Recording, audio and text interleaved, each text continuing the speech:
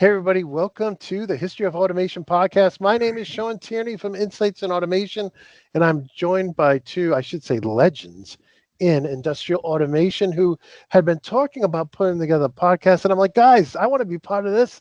I'm also trying to start an automation museum. So I said, hey, why don't we get together and do a podcast about industrial automation, the history of it, those old products with, people just coming into the industry don't know anything about. And I think it's very important to know our history and the problems we solved.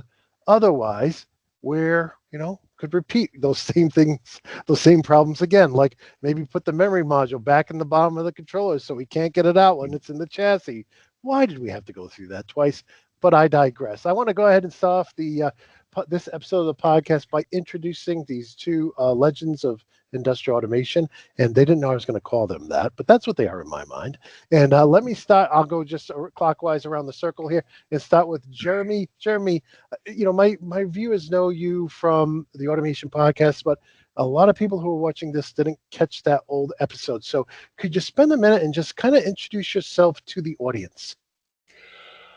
As an automation veteran of almost 50 freaking years, I started with Allen Bradley back in 1977 and spent 10 years with them being a PLC specialist, industrial computer specialist, drive specialist, probably any other specialist you could throw a dart into, and did some preliminary technical sales work with heavy duty automation companies, steel plants, mining. So really got to understand the needs and the wants of people with regards to automation in its infancy. And from there, I decided that training was really where I wanted to go. So I started the training program for Allen Bradley in Canada back in 82, 3-ish, something like that, out of the Toronto district office, and trained 1,500 people plus, and decided to go out on my own in 1986 and writing code, doing project work, systems integration, as well as in-person training. And for a small portion of time, I was a product manager for a software programming company called Teledecan Resources in Houston.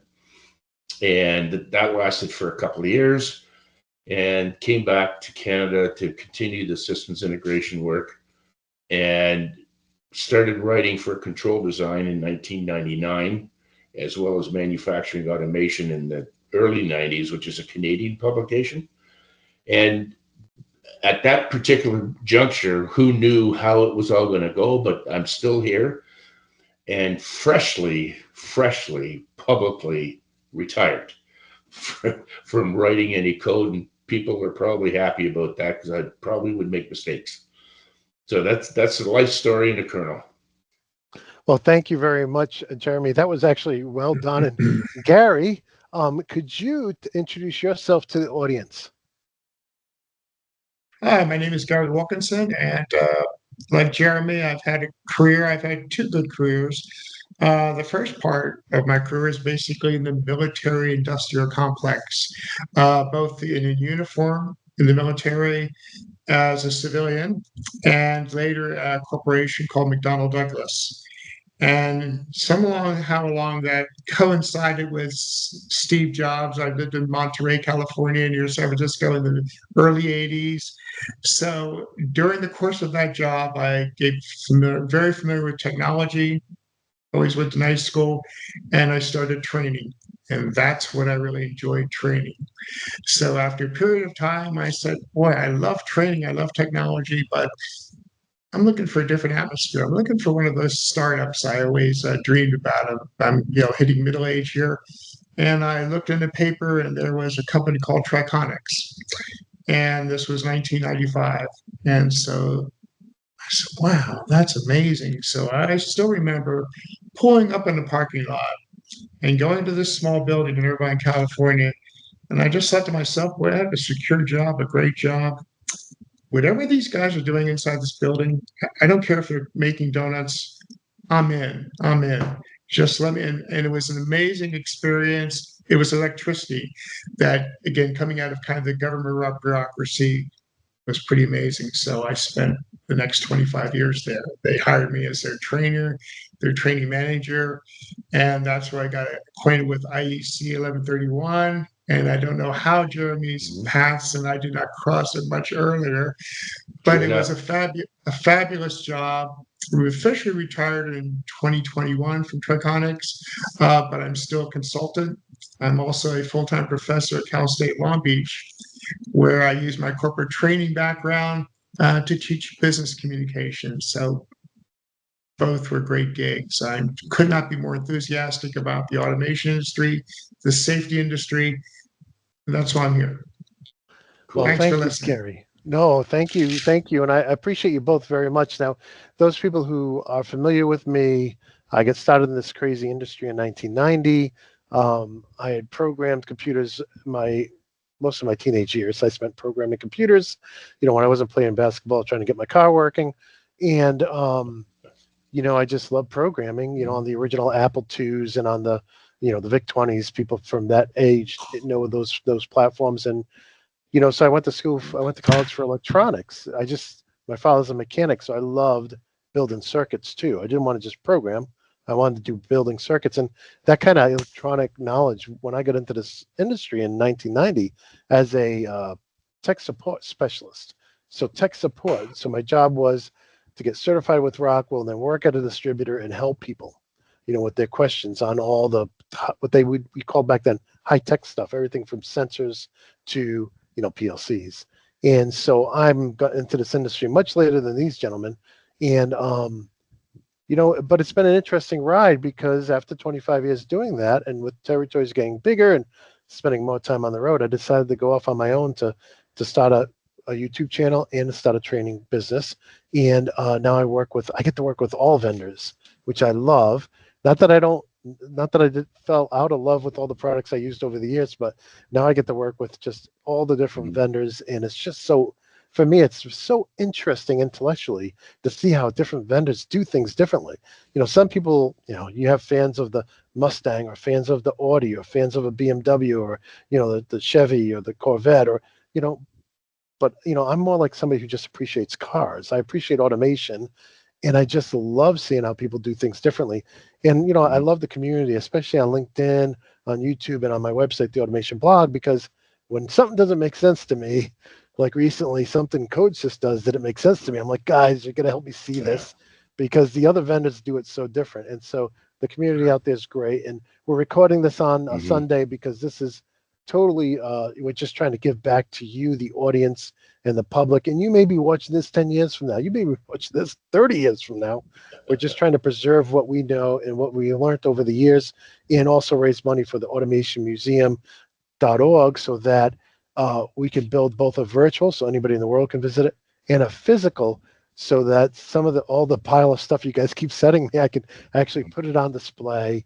And some of these episodes may actually end up being alongside those displays. So if we have a Triconex, right, or a PLC2, you may hear these two gentlemen narrating alongside those physical displays. So that's another reason we're doing this podcast. So I'm excited to have you guys here, both legends in our industry, both veterans of automation, and also both authors, right? Whether it's writing for popular magazines or writing your own book. And today, we're going to actually zoom in on Gary's book. And in post-production, I'll put up a picture of this, but it's called The History of a Safer World, The True and Amazing History of Triconex and Wonderware. Now, I know a lot about Wonderware, because they were a major competitor to what I was trying to support back in the day. Triconex, I've only known of like tangentially. I don't know a lot of details about it. So we asked Gary, Jeremy and I asked Gary if he would mind telling us a little bit about the story. Of course, we're not going to go through the whole book, and it is available online. I'm looking right now. It's very affordable if you want to get the paperback, so it's not going to break your bank. And it just seems like a great story. So I have it in my cart right now. But let's put that aside. Gary, can you tell us, now that we know your background, how you got into Triconex, Can you tell us a little bit about that history? And I'm going to ask Jeremy to jump in at any time and ask Mhm. questions as well. So my fascination with Triconex is that it was a startup, and I learned that it had about 100 people at the time locally in Irvine, California, and grew to 300 worldwide because everybody heard about this startup and they wanted a piece of it. So that kind of energy, especially coming out of a much larger corporation, was so inspiring. To me, you either got it or you didn't, and I wanted that. What does it mean when you're in a startup? You don't punch a clock. There's real long hours, and Mhm. then when you have real long hours, then you go out and have a dinner together and drink together, and you see a lot of these people, and you just kind of love what you're doing. Now, later on, family, you got to balance things, but you do. But you have that excitement in your career, and you kind of grab it, and that's what Triconex was. Not to say it was very easy. It was very competitive. A lot of people wanted those jobs. I just happened to be in the right place, the right time. And Triconex was putting out a version. In fact, they were just moving to Windows at the time. This was 95, which was Mhm. revolutionary. And so I was really in charge of the software, training the software from that. And from my window, if I looked across the street, there was this company called Wonderwear. Who are they? Oh, they used to work here. All those guys, the founders of Wonderwear. Yeah, they were all part of the beginning of Triconex. Really? That's so interesting. Yeah, and then they went off and started this software company Mhm. and became 4 times larger. 4 times larger. How's that? Well, Triconex made let's say, a $100,000 box, a big, big computer. And everything was built, designed, and manufactured in Irvine, California, actually for almost 25 years. And that's a lot of money to ship and maintain a lot of costs. So a lot of overhead. Wonderwear produced a brilliant product and they produced it on 2 floppy disks. And production costs were a little lower. So both of them had amazing stories about advertising themselves, and a lot of customers just started. These guys are showing up together, getting international certifications. They went to Europe very early, where IEC was really based. So Mhm. almost like for the higher the standards, the better it was, particularly for Triconex. The higher the technical barriers were, that's what the Tricon was. It was kind of unique and it used a technology called TMR. Anybody know what TMR is? Stands for triple module redundancy. So I knew that. that was really the foundation of the business plan using triple module redundancy, which gives you what we call safety plus availability.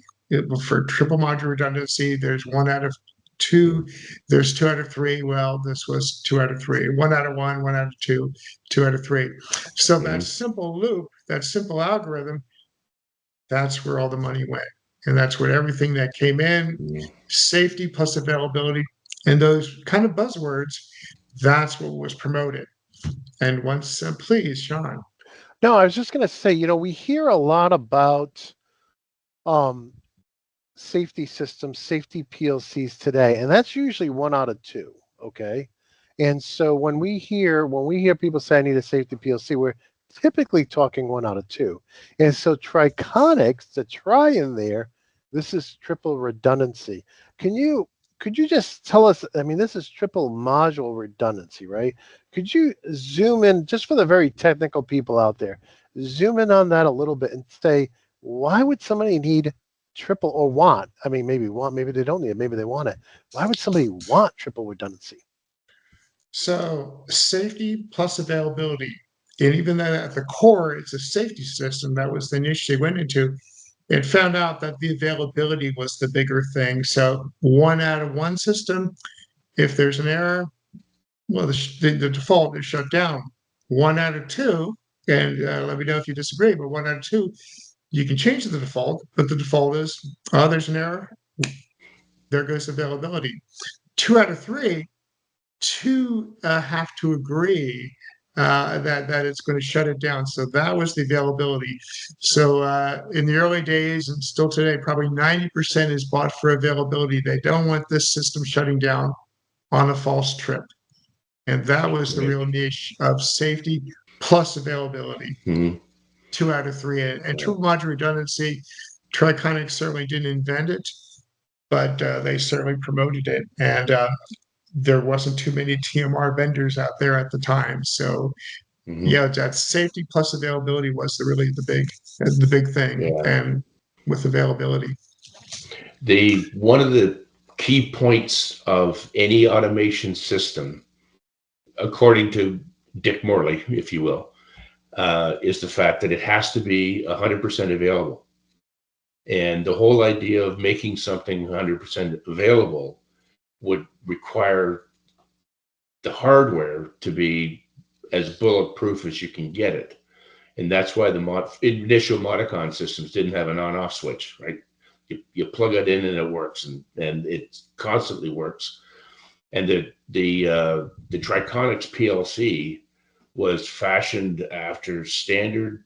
I can't remember exactly what it's called, but the space shuttle is a triple redundancy in their computer systems, and whatever that is called,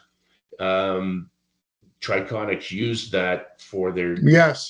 development. So for gas plants and oil refineries and this thing, type of control that you can't shut it down for 5 minutes like a conveyance system, right? Mhm. It sometimes takes hours to physically shut the system down. So the TMR stuff and their programming software was called TriStation.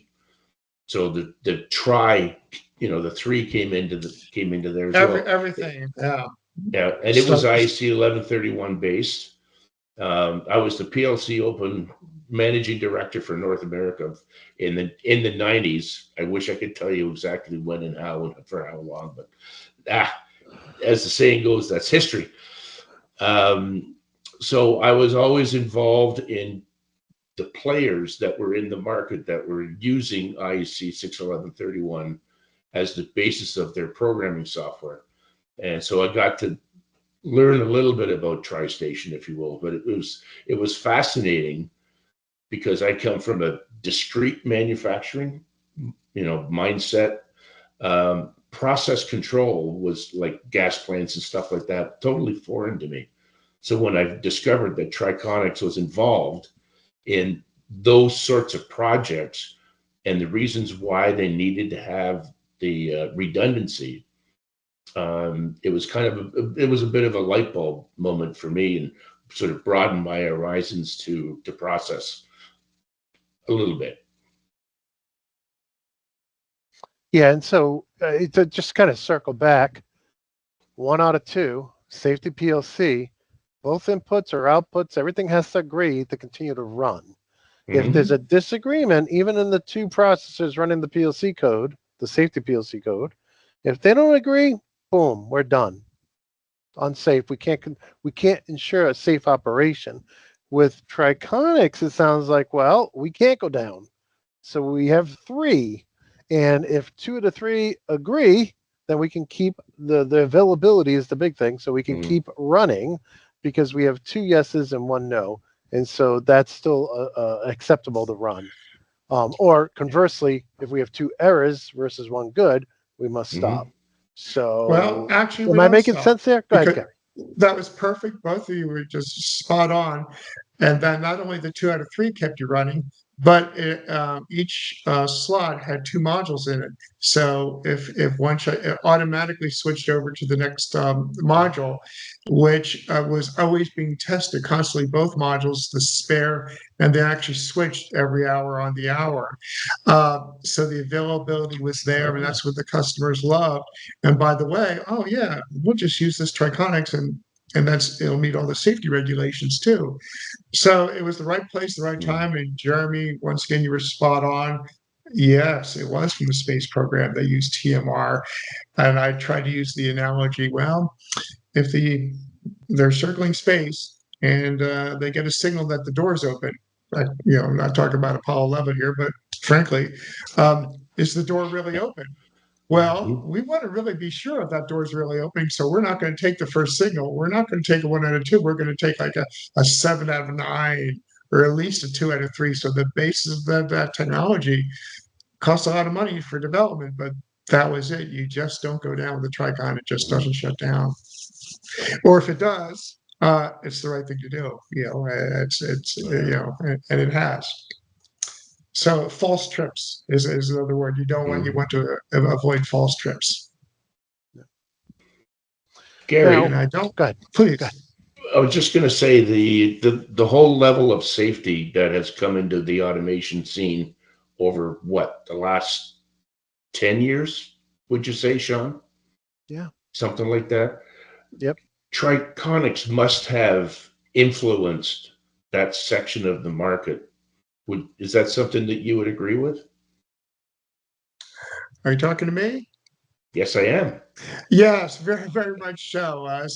This was back in the 80s where out of the first 8 employees, they hired a couple of PhDs and guys who did the math, and they wanted to get that math approved and certified by a big milestone was TUV, the tooth.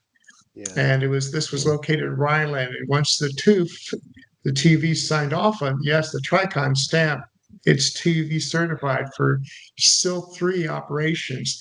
That was marketing gold, but that was a lot of work and a lot of money, and that was a big push in the early 80s. The hardware guys were doing their thing, the math guys were doing their thing, the software, we'll just use some ladder logic. That's where the Wonderware guys actually were pretty good at. And when I came on again 10 years later, that's when we started with the IEC standard and then the Windows-based. But a lot of work, a lot of money, but nobody else was going to put that money into that kind of niche marketing. But that's what Triconex was about, and got lucky, a lot of luck, a lot of successful, a lot of money. Just a little trivia: they broke even. This was from the CEO. They broke even after 7 years from the start of the company. They actually got that to that zero. How many companies get to do that? Well, maybe more now. Yeah, we're losing tons and tons. But so from the original people at Triconex, they just think the venture capitalists just forgot about them. And when they looked at them again, oh, they're number one. And around 91, they actually got on the cover of Business Week magazine as one of the 250 fastest growing companies in the US. So a lot of work went into that. But once they got that niche, then out there in the people's minds, well, we got to have a Tricon for the safety system anyway. Was it mainly used in sort of high level processes, if you will? Yeah, the more volatile the process, the more the Triconex you would look at a Triconex for that, and that's with the fire and gas. The tragedies we've had in the 80s weren't directly related to, but it should put the minds of the public on safety. I'm talking about 84 Bhopal, the horrific gas leak. 2 years later, the nuclear accident. It started putting in safety into the minds of the big seven. And okay. And Exxon, of course, was a great day when they came to Triconex and said, "We've heard about your system. We'd like to buy one." Now, of course, Exxon, when you're Exxon, you're used to, just give it to us. That was a nice day. And of course, Exxon remains the number one customer of Triconex. And several people from Exxon came to Triconex after they retired. So a big day. Once Exxon was going to buy something, of course, at one time the Seven Sisters also bought. So oil and gas was the main, market. And Wonderware did not have those restrictions. They could put their product in supermarkets. They're proud of it being in prisons. I mean, this was before it was fashionable. Candy stores, anything. That was the beauty of Wonderware, who, by the way, did some programming for Triconex. So, to me, there was 2 amazing stories. Yeah, can you tell me a little bit about manufacturing? It sounds like you guys not only did all the engineering, but the manufacturing in Southern California. Yeah, that was the key thing. It was before it was fashionable. So from 1985 to the end of 2010, 100% of all the entire product was not only designed but manufactured in Irvine, California, which was 100 jobs, and it was a first-class production facility. So around 2010 globally, it kind of we got about 18 months notice, but the corporation said, hey, we've got to move this to a lower cost manufacturing. And for those 18 months during the period of 2000, 2011, 2010, 2011, yeah, it was kind of an emotional time because people were the better they did the jobs, the faster they got put out of a job. Um, by the way, employment actually grew because more engineering jobs came on, and yeah, those folks stayed with us as long as they can. But you're literally, I mean, this story happened thousands of times where you had to go train the person who was going to take your job.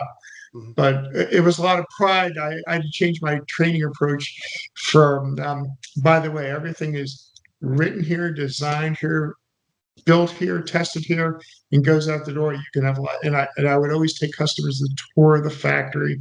That was the highlight. Had to change my story a little bit in 2011. Um, but people understand. And yeah, we were one of the last people to leave town, shall we say, in the engineering and production in Southern California. So yeah, thanks for the question, Sean, because it brought back memories, and the professionalism of people was just amazing. I'm Amazing. curious if you had any competitors out there. Like, did you have any? Was there anybody else doing like triple redundancy out there? So it's think such an so. expensive there was such it was and remains such an expensive field to enter that why so if you're Exxon, well, just buy the company. Well, they probably thought they did. There was another company you may have heard of called Honeywell. Well, we own Triconex. Well, you think you do, but you don't. It was actually owned by the venture capitalists. And I'll just give you a hint on the venture capitalists. The two main players were a guy named Richard Reardon, who was a billionaire, and he bought lots of companies. He didn't know who he were, and a man named Chuck Cole. So Chuck Cole, he was a real powerful investor, and he gave. I mean, this was seed money. They gave 50,000 each. So I'm going somewhere with the story. So um, Honeywell thought they owned Triconex. Exxon thought they owned Triconex. So I called Chuck Cole. I said, "Who owns Triconex?" And was Triconex your biggest score ever, Chuck? Oh no. I just sold a company to Warren Buffett 3 weeks earlier. So Triconex, yeah, I just kind of like those guys. Chuck Cole owned that company. The VCs owned that company, and of course there was a board of 7 people. But that was another irony. As venture capital companies go, it was built to sell, grow to sell it. And 95, Bill Barkowitz, the CEO, who was installed by Chuck Cole, said, "It's time to open the wine." It had a 10-year run. The 30% growth is not going to happen. It's going to go down to 10%. Let's sell it at the peak. And that's the way these startups go. And it just was picture perfect. But by then it had this incredible base, and it's still the number one system out there. Going back to competitors, it was actually 3. There was August Systems, Triplex, I think it was, ICS Triplex, who were Yes. long ago bought by someone else.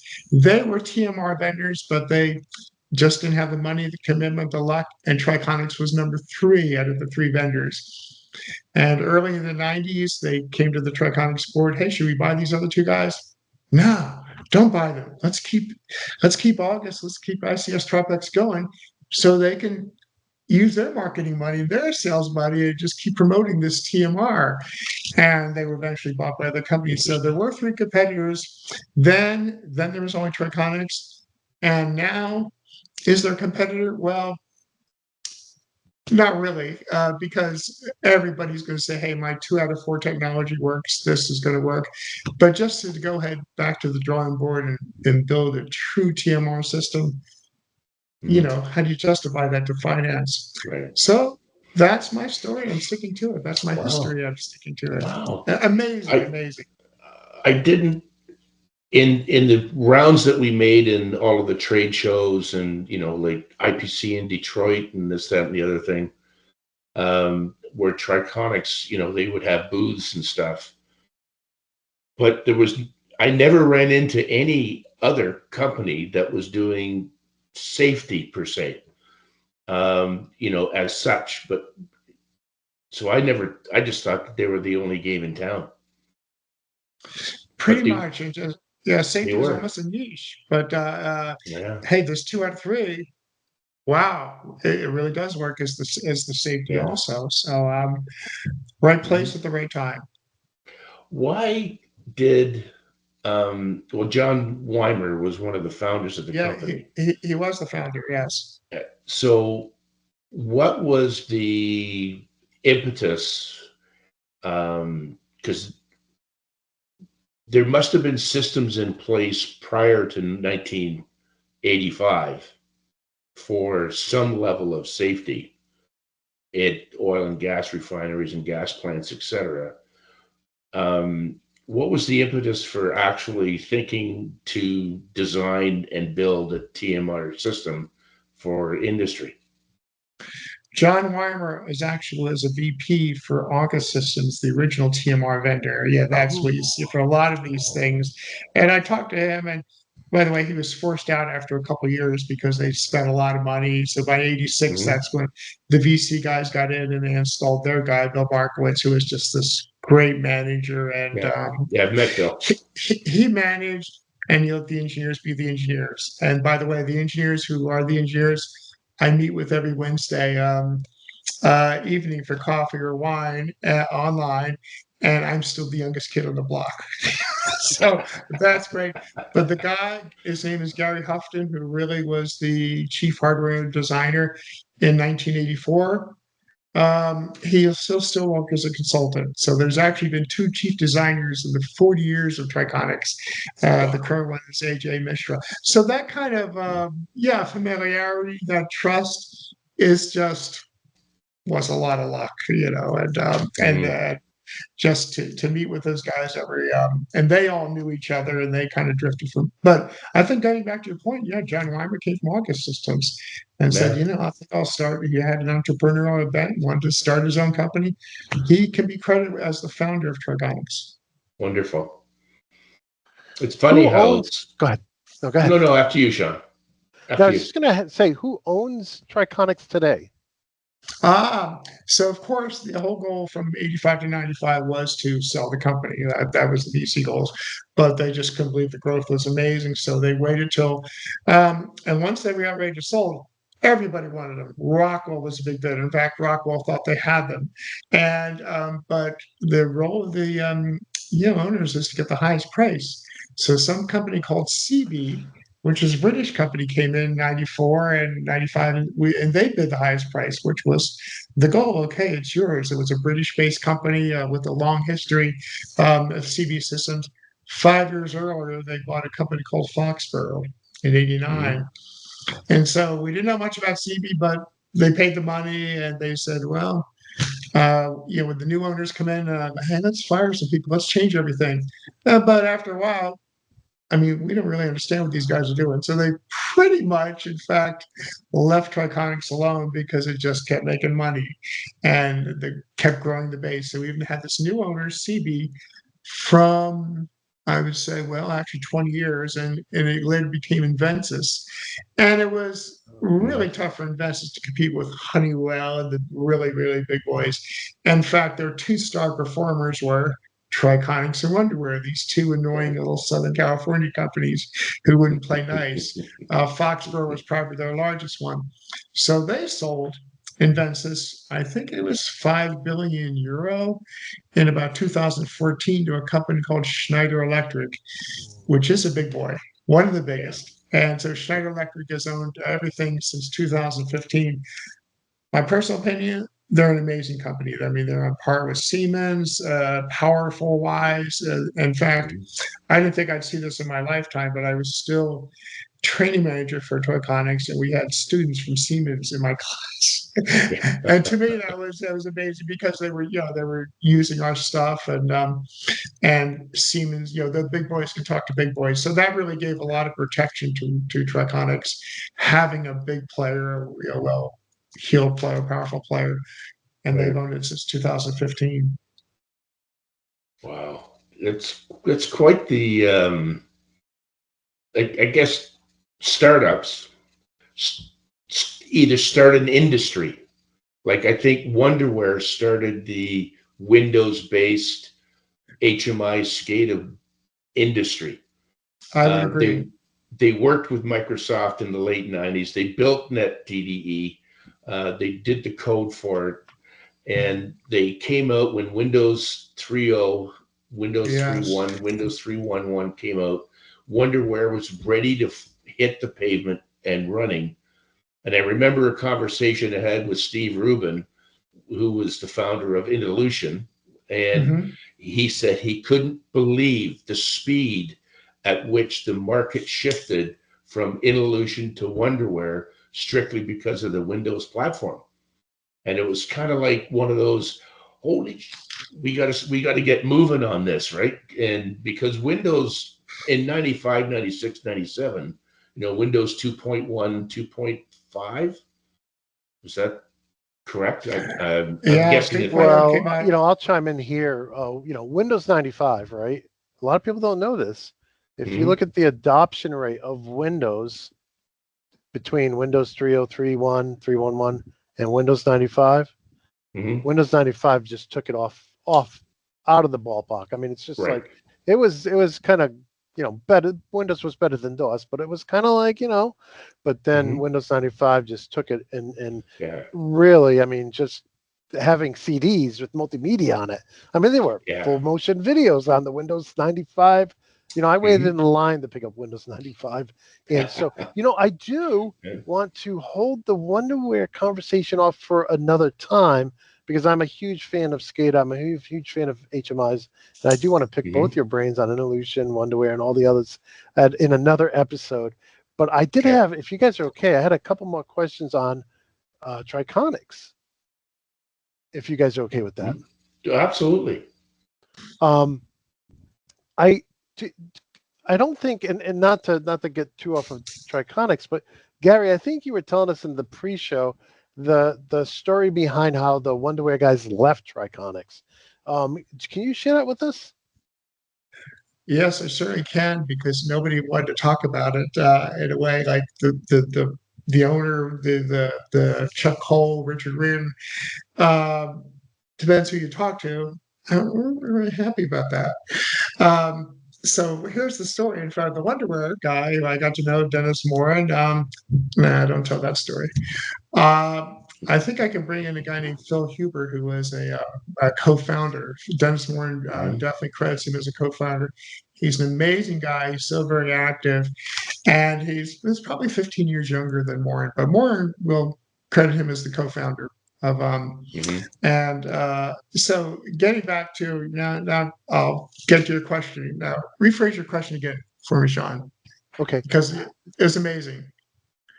Yeah. So I don't want to jump Mhm. to Skater right now or HMI right now, Right. but I do want to kind of understand how Triconex Yeah, spawned Wonderwear, right? Because they left the one across the street, right? And I think that's so interesting because I never knew literally. that the So Wonderwear guys Dennis came Moore, from Triconex. absolutely. And so the Wonderer guy said, "We'll say, no, we didn't. They did. We worked for other companies too, and but they were.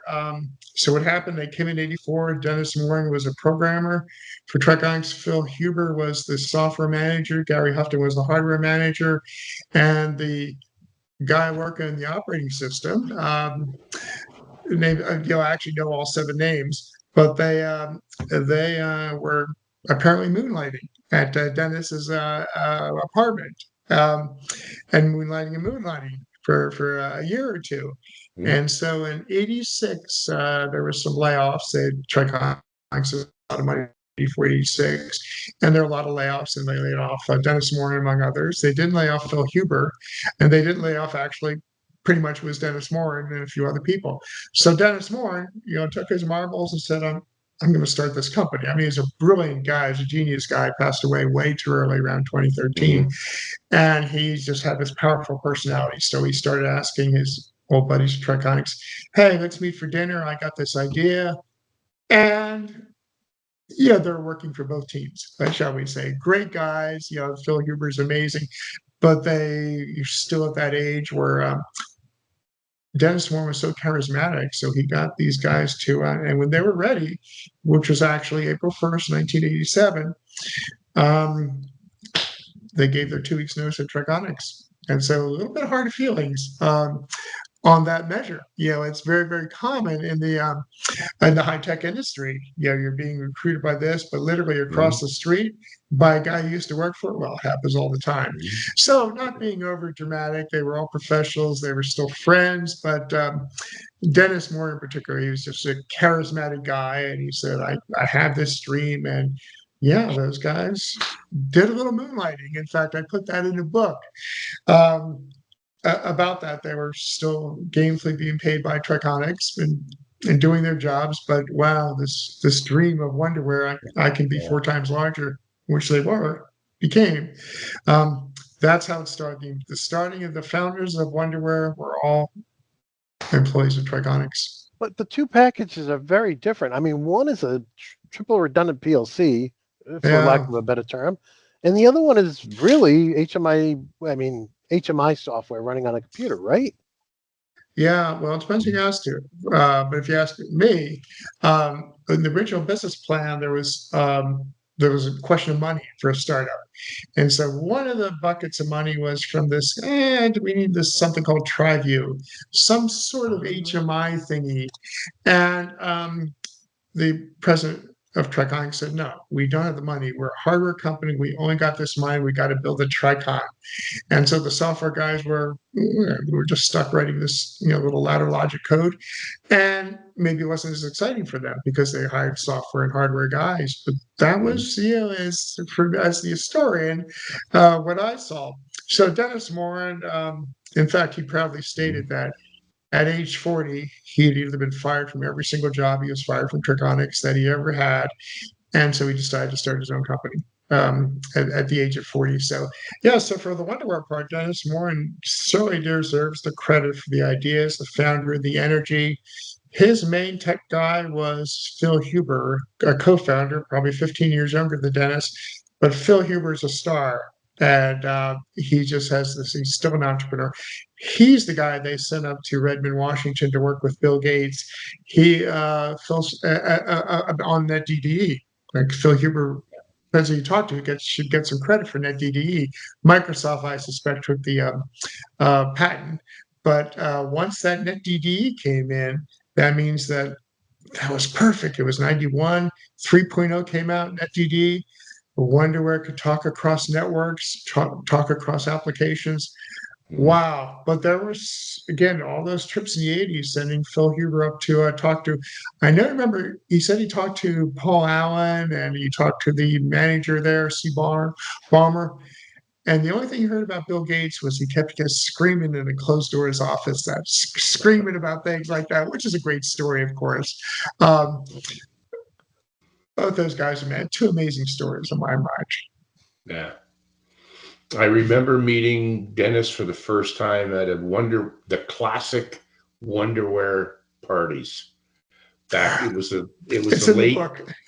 I think it was I can't remember exactly if it was late 80s, early 90s, but it was the day that I think Wonderwear went from being, they were a public company, but they got bought by whoever bought them. I can't remember the dates. Same. Actually, 98, they got bought by Vestal. I was doing some consulting for Wonderwear in and around the time, and I was working with Mike Brooks and Mike Gonzalez, who were with Wonderwear at the time, and they were not happy with the switchover, if you will.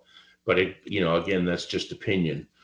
But I don't think Mr. Slavin did what he said he was going to do. But again, that's a matter of opinion, perhaps. But so, just to wrap up our Triconex discussion, Jeremy, did you have anything else for Gary? And then Gary, I'll give you the final word on Triconex. I know you have a whole book out there. We'll put the image up in post-processing. We'll put an image of the book up so everybody can see it. But I do want to give Jeremy, did you have any final questions for Gary as we wrap up this episode? I think one of the a startup company starts up typically, and Wonderware is the same, right? Because TriView was being developed, it said, no, let's go do it on our own. Startups happen because they see a need, because what exists isn't either good enough or blah, blah, blah, blah, blah. So they start up, they create their business, and then somebody else starts up and leapfrogs them in technology and puts them behind the 8 ball. But Triconex has always survived. What do you think, based upon the culture of the company, why do you think that they've had such great success and longevity in the business that they're in, over and above the expensive or the cost of entry? They were founded in 1984. What is to 2025? Is that 40 years? They've had two lead engineers. That is Yeah. incredible. Gary Houghton went from 1984 to about 2003. I still talk to him once a week. He left his leadership role in 2003, didn't leave formally to 2018. A gentleman named AJ Mishra was ready, groomed, so he's the head of engineering. Two lead engineers. Guess who wrote the operating system in 1986? He's still there. He's more as a consultant. And actually, the key is what's in that operating system is the way it does all the 2 out of 3 and things like that. But luck, right? Incredible stability. And they just spent this money early in the game convincing customers that you can trust this. In fact, I think a company has a product called Trusted or something. Better call Trusted. You can't trust Trusted, that sort of thing. So that work that they did up front, getting customers, getting Exxon to sign off on it, the stability of the company, it amazes me. It amazes me. Again, I'm still meeting with the 12 engineers every Wednesday night on Zoom, and a few of them are actually connected with the company. But if they have a problem, you guys know what tribal knowledge is. I haven't learned tribal knowledge. Well, they have the tribal knowledge, and just amazing guys. Yeah, amazing. Wonderful. Well, certainly a success story, isn't it? Wow. I believe so. I want to throw out an opinion about that too. I think a lot of companies who are making just standard products, maybe a standard PLC or a standard HMI, they're more apt to take the product into unique places, and places sometimes that don't pan out. So young people come in, they think they're going to revolutionize a product, and I've seen this over and over again. They play with success and trying to put their own spin on it, and it doesn't do well, and I think we've seen a lot of companies do that with some of their best brands. They say, well, we're going to go in this way, and then sales start going down because they're not listening to their customer. They don't truly understand why people buy what they buy. And so when companies do that, it hurts, and it can hurt their sales, and it can be difficult for the people out there using it to have these things happen to the product. And I don't want to get into any specifics, but I've seen this happen many times over the years. But with a company that's triple redundant safety for the biggest, energy producers in the world, maybe that's not a place you want to take risks and force some new marketing person in there to spruce it up, put a lot of new colors on it, and I mean, we even see some car companies that have almost gone out of business because they're saying, oh, we're going to go through this, we're changing our look and our feel, and then nobody wants to buy them anymore. So I think from one aspect, I think they were safe because what they did was very, mission critical, right? And I think whereas, maybe other products, and I'm not saying that Wonderware or these other companies never had a dud, but we all know companies that have had duds that maybe somebody came in, this is going to do great. And one product I liked that Rockwell made was called Pathfinder, but I thought it was way overpriced, and I thought it was a little clunky. But the concept was great. We could never get people to see, to buy enough of it so it would become a product that could be sustained. But so I'll throw that out there as my idea of maybe that's why all these companies that ended up owning Triconex didn't mess with the secret sauce, because they knew they could lose that marketplace if they did. Thoughts? I mean, could that possibly be it? So for several years, especially during the Inventus years, the big Mhm. money makers were Triconex and Wonder were turning the profits. So Mhm. they're bigger companies, they're other companies, but these guys are putting. So of course that became more popular. What's your secret? What are you doing? Yeah, if you could just leave us alone, we'll just keep it. So that was amazing that they were so profitable. Both companies were really big on users groups. Hey, and Hmm. golfing outings and things like that. Just keeping that, fanatic. And I was part of that myself here. Just to you got close to customers and often they just it was called called the steering committee, and maybe the customer wanted to steer us too much, but the trust they built up during those years and the Right. money Triconex and Wonderwear made, we won't try to change them too much, as you gentlemen indicated from other companies, even though the temptation's always there. Hmm. I remember the when Coca-Cola came out and said, "We're going to make this new and improved," and I don't I think I've liked ever it. seen anything. Did you? I was the only one. I'm like, this is You pretty might good. have I like been. this. I think I was the No, only you one who might was have on the been. market for like a few weeks. And then it's kind of like, oops, I think we made a mistake. And then they rebranded the original Coke as Coke Original or whatever it was. Coke I can't A remember. Classic. classic. Coke Coke Classic. Classic. Thank you. And it's still Coke Classic today, I I'm think. Canadian. I'm a beer guy. I'm not a soda guy. So It was Coke Classic for a long time. I don't know if it yeah, still has a classic on it, but don't yeah. know either. But Yeah. Well, but gentlemen, I it's want to thank you. I'm looking at the time here. Let's mhm. go around the room one more time for closing thoughts or statements, and we'll go Mhm. to you again. We'll go clockwise on my screen, anyways. We'll do Jeremy first. Final thoughts. Well, in the years of the PLC back in the 70s, which was the initial technology startup in our industry. As the 70s and rolled by and the 81 came and the IBM PC came in, changed a lot of things in our industry and a lot more startups happened. And then startups get leapfrogged and startups disappear. They don't make the money.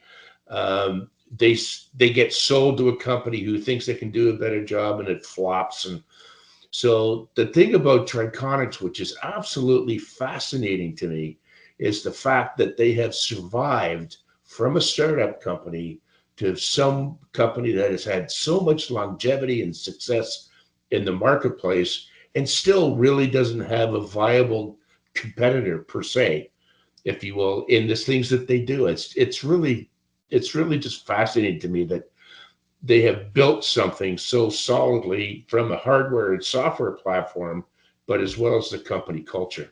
It's really You, kind of interesting.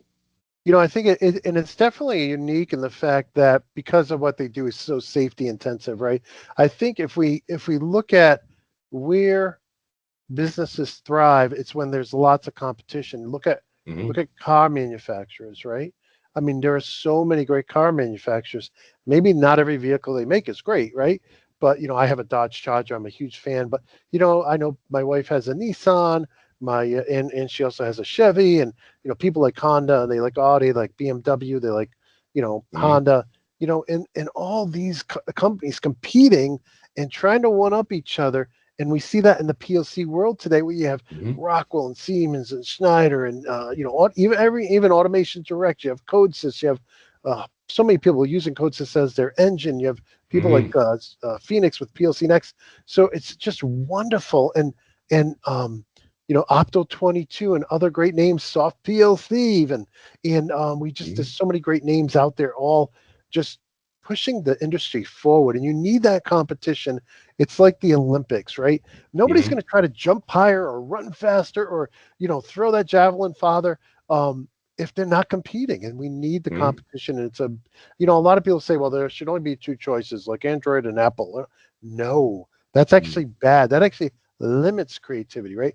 And we understand, in desktop PCs and phones, operating systems are complex, and it's harder to have competition there because you're going to use all these applications and share products with people. But when it comes to personal choice, I think it's great that there's a lot of competition out there, and Right.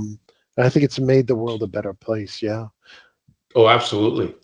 Yep. I don't disagree with you at all, because without that competition, the progression of technology would not have happened. Because all you got to do is look at Kodak. Yeah. I mean, perfect example. And competition came in. If they hadn't, if the digital art form didn't come into play, Yeah. then we'd still be using film. Yep. Well, Jeremy, thank you so much for coming on the show today. And I'm going to go ahead and bring in Gary now. I think for many years, Triconex realized that, and this is probably the late 80s, early 90s, that their competition was themselves. And always having that very close users groups, close relations with the customer they wanted. Uh, that drove them. That was really a driver. That your competition is yourself. That means, and it always had the startup culture. In other words, they weren't going to, flatten out to a bureaucracy, that sort of thing. It was the luck of being the startup, attracting people who worked in bigger companies like myself, who wanted to be in a startup, and that culture. That was the culture that grew. Your competition is yourself, and you're always going to put out something. That's my 2 cents. I just want to say, Sean, thank you so much for having us on. And thank you for doing everything that you are going to do with the Automation Museum. A labor of love, I'm sure it will be, but just from one automation guy to another, thank you. It's really appreciated. Well, I want to thank not only Jeremy and Gary for first of all, for your kind words, but also for coming and sharing. I mean, I'm learning stuff because I wasn't part of this world. You guys have taught me so much, and I know we have such a great audience over on all our platforms. Our audience is second to none, and so Mhm. I hope anybody who's listening, and if you enjoy this kind of stuff, and you like to be kind of like a founding, contributor to the automationmuseum.org. Again, the goal is just to get the 501(c) set up and then start working on both a virtual and physical museum. I'm going to be trying to do videos every couple of weeks on just showcasing some of the stuff you guys have sent me, and then maybe showcasing some of my old stuff as well, just to kind of keep it in front of people. And we're going to keep recording these episodes. These two great legends of automation will be coming back on. We're giving up part of our weekend to try to at least get this recorded. It's out there. It'll be out there forever. And I do want to put another pitch out there again for Gary's excellent book. I can't wait to film another episode to talk about the history of Wonderware, because I think that would be awesome as well. But in any case, gentlemen, thank you both very much for coming on this episode. And again, any of you out there who want to contribute to the nonprofit automationmuseum.org, please visit that website. And until next time, my friends, I want to wish you all good health and happiness. And until next time, peace.